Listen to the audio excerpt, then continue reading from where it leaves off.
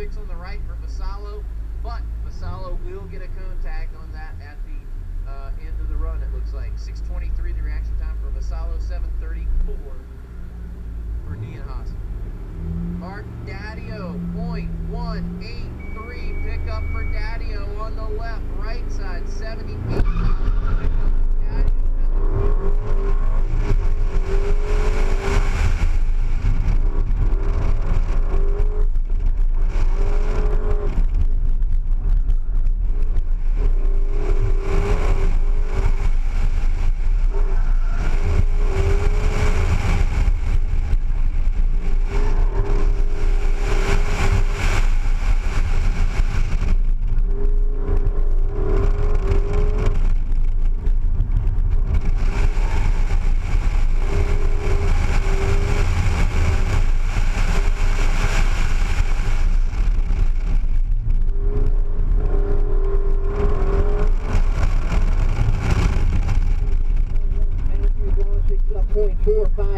Matthew now moves himself into the 5th spot with that improvement. 45.331 for Matthew, 45.597 for Wortham, 672 on the tree for Wortham, and a 591 for Matthew Braun.